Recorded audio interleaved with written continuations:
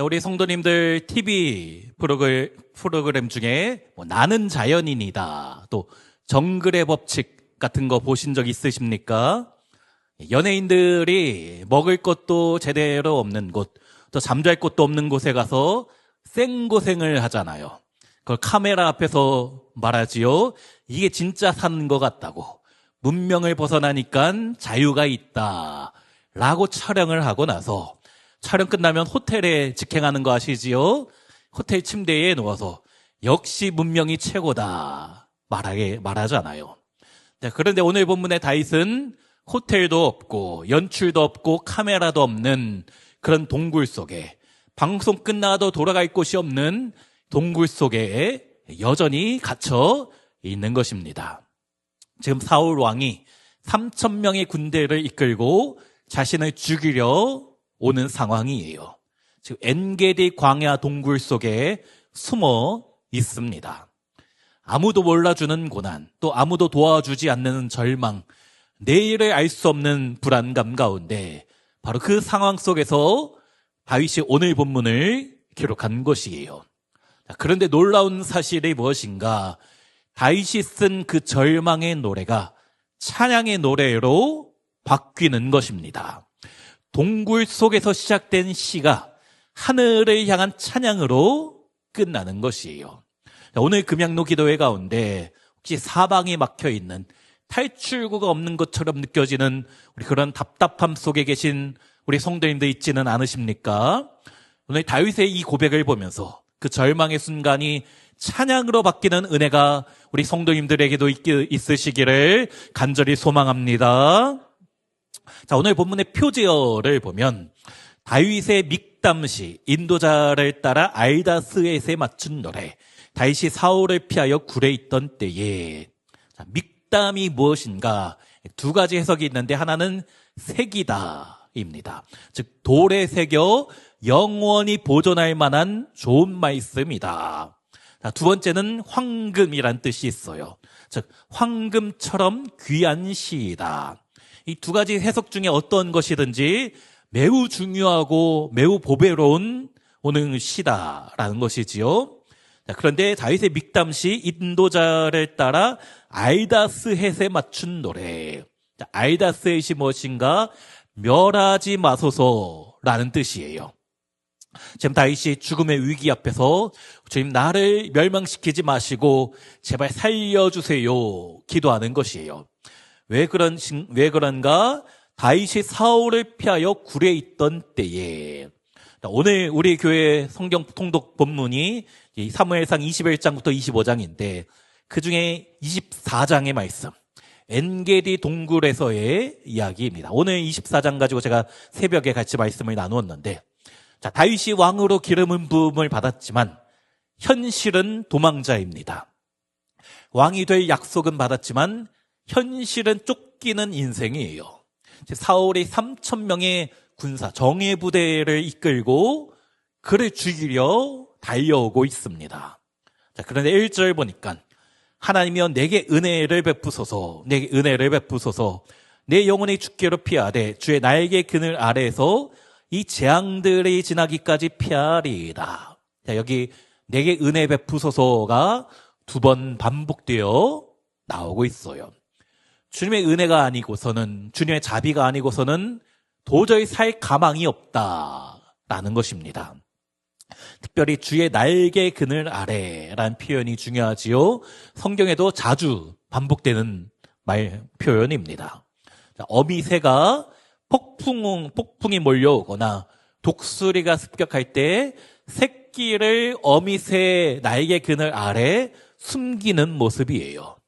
지금 다윗이 지금 저를 좀 품어주시고 숨겨주세요 간구하는 것입니다. 근데 언제까지인가?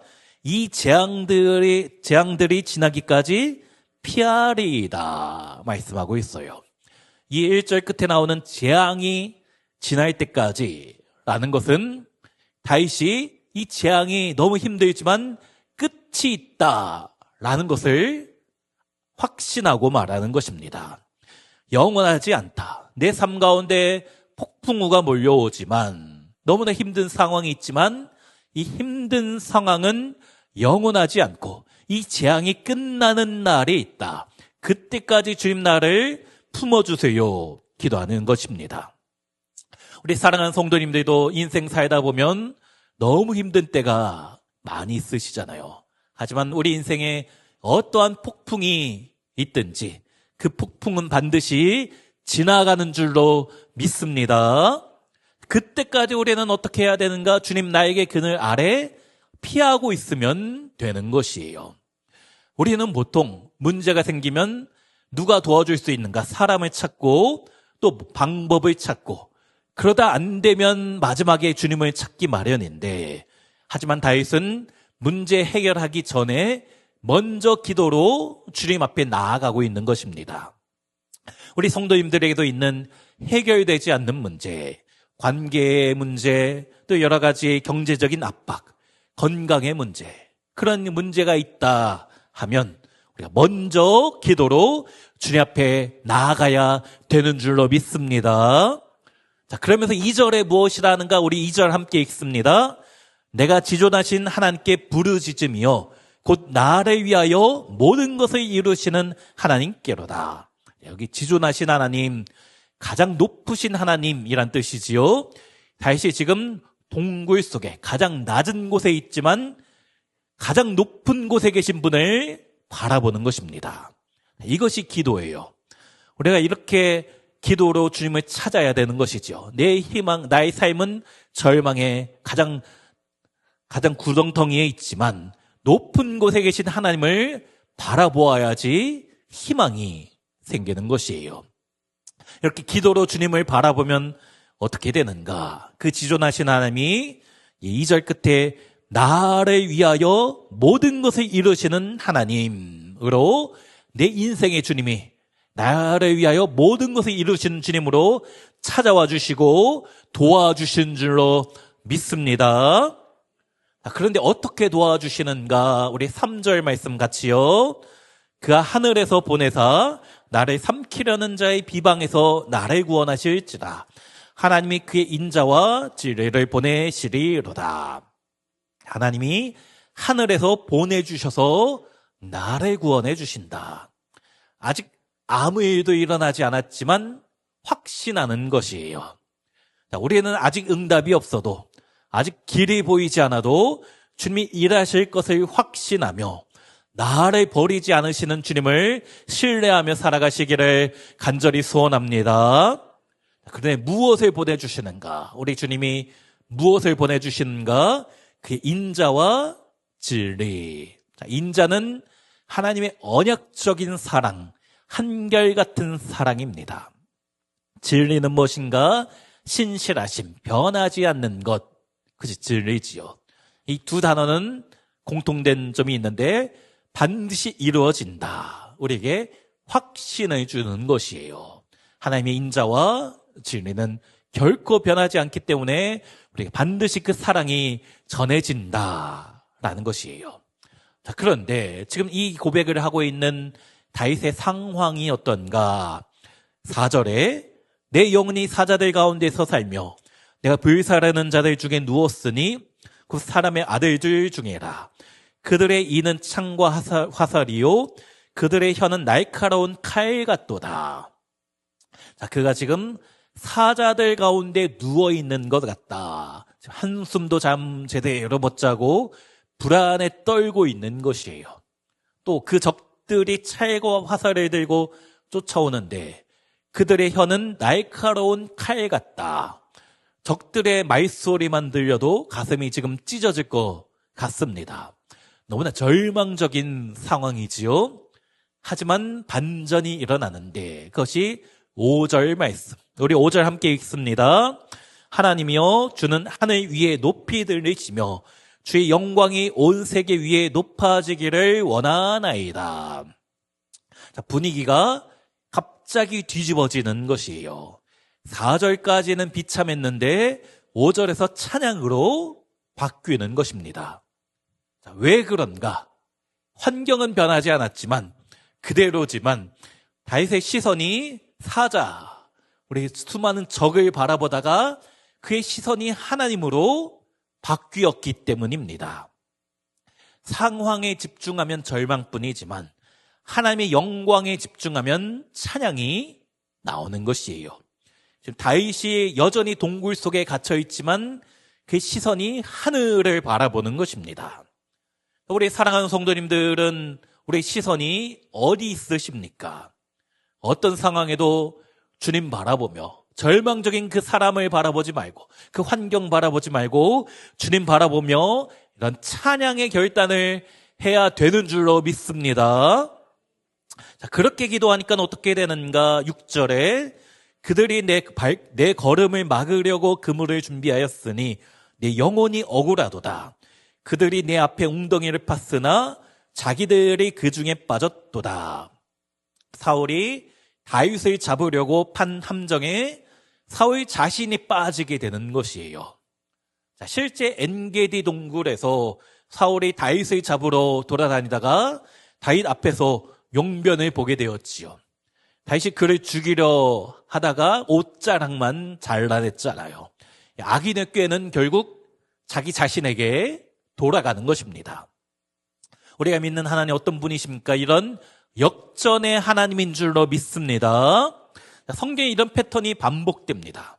에스더서에 하만이 모르드게를 죽이려고 세웠던 높은 나무 장대에 그 나무에 자기가 달려 죽게 되는 것이에요. 요셉을 구덩이에 던졌던 형들이 나중에 요셉 앞에 무릎을 꿇게 되는 것입니다.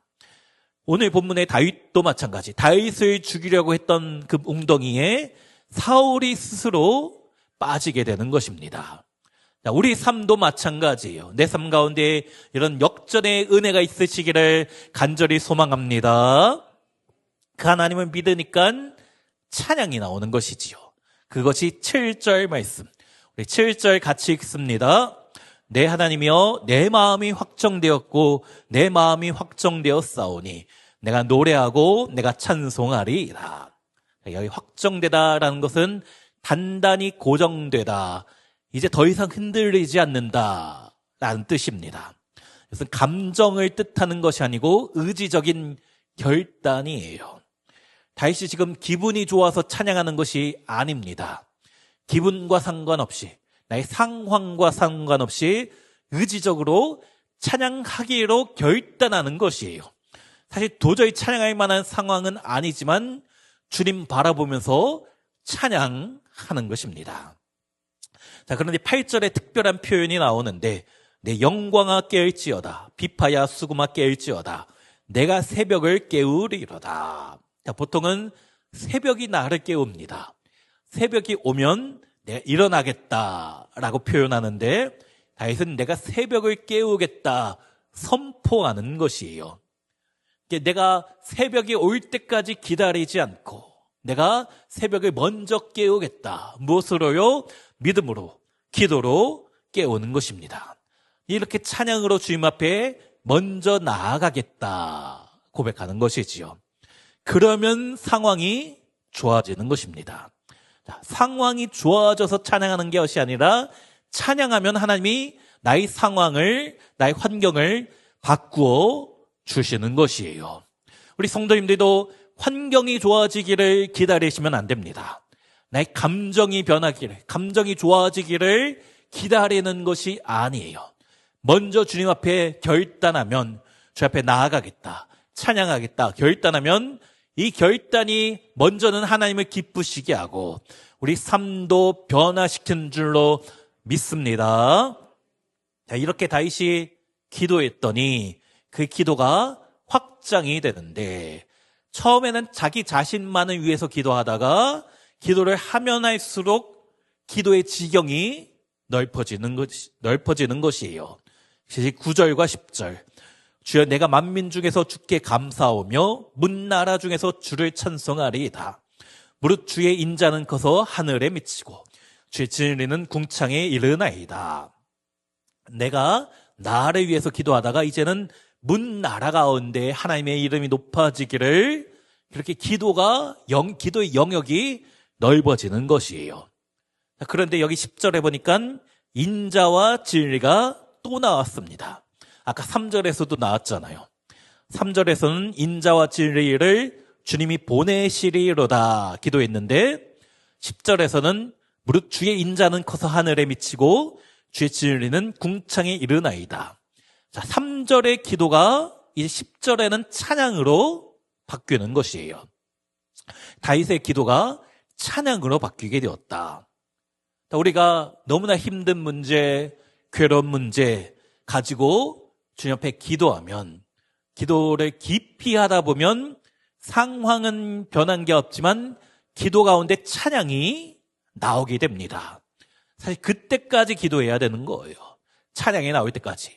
여전히 힘들지만, 괴롭지만, 괴로울 때 기도하다 보면, 깊이 기도하다 보면 찬양이 나오게 되는데, 그때까지 기도하면 역사가 나타나는 것입니다. 왜 그런가? 기도의 확신을 경험했기 때문에 찬양이 나오기 때문이에요. 자, 그러면 어떻게 되는가? 우리 마지막 11절 말씀 함께 읽습니다. 하나님이여, 주는 하늘 위에 높이 들리시며 주의 영광이 온 세계 위에 높아지기를 원하나이다.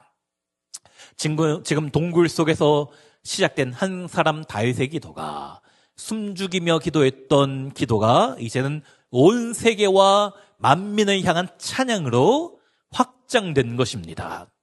지금 자기 한 몸도 숨기기 힘든 상황인데 온 세상에 하나님의 영광을 선포하겠다. 이러니 하나님이 다윗을 안 도와주실 수 없을 것 같아요. 다윗을 구원해주면 하나님의 이름이 영광스럽게 온 땅에 퍼지니까 주님이 도와주시고 싶어지는 것이지요. 사도 바울이 빌립보 감옥에서 찬양했을 때도 감옥 문이 열렸잖아요. 그것과 마찬가지입니다. 우리도 똑같아요. 내가 가장 작은 자리, 또 가장 낮은 자리에서 가장 크신 하나님을 찬양할 때에 우리 하나님이 온 땅에 세계 만민 중에 역사하시고 특별히 내 삶 가운데 놀라운 기적을 행하여 주실 줄로 믿습니다. 오늘 본문의 시작은 동굴 속이었어요. 하지만 끝은 하늘을 향해 나아가는 것이에요. 아직 동굴 밖으로 나오지 못했지만 상황은 그대로지만 그의 마음이 바뀌었고 그 시선이 주님께 향하게 된 것입니다. 주님 바라보니까 이런 은혜가 주어지는 것이에요. 그 결과 칠흑같이 어두웠던 동굴이, 또 칠흑같이 어두웠던 다윗의 인생이 찬양으로, 영광으로 바뀌게 되는 것입니다. 이런 기도의 응답을 날마다 경험하시는 우리 모든 성도님들이 되시기를 주의 이름으로 축원합니다. 자, 음악의 한 획을 그은 베토벤 있지요. 30대 초반부터 귀가 청각을 잃었습니다. 말년에는 귀가 완전히 들리지 않았어요. 음악가에게 귀가 들리지 않는다, 절망이잖아요. 하지만 베토벤은 귀가 들리지 않는 상황에서 교향곡 9번을 작곡했습니다. 그 9번 교향곡의 마지막 악장이 환희의 송가입니다. 아무것도 들을 수 없는 절망의 자리에서 온 세상이 들을 수 있는 찬양이, 최고의 찬양이 탄생하는 것입니다. 베토벤의 일기에 그렇게 썼더라고요. 나는 나의 결함과 싸울 것이다. 비록 나는 아무것도 들을 수 없지만 내 안에서 음악이 울리고 있다. 다윗도 마찬가지였습니다. 아무런 소망이 없던 그 동굴 속에 그의 마음에 주님을 향한 찬양이 울려 퍼진 것이에요. 그 찬양은 자기 자신에게서 시작하였지만 온 세상 가운데 모든 만민에게 울려 퍼지는 것입니다. 이런 은혜가 우리에게도 있습니다. 우리 이 시간 기도하며 또 결단할 때에 주님, 저에게 주어진 환경에 무너지지 않고 하나님께 내 마음을 고정하여 환경을 이겨내게 하여 주옵소서. 이 시간 그렇게 기도하시기를 간절히 바랍니다. 더 이상 환경 때문에 울지 않고 환경 때문에 좌절하지 않고 내 마음을 확정하여 주님만 바라보게 하여 주옵소서. 그렇게 기도함으로 우리 역전의 하나님을 경험하시는 우리 모든 성도님들이 되시기를 주의 이름으로 축원합니다.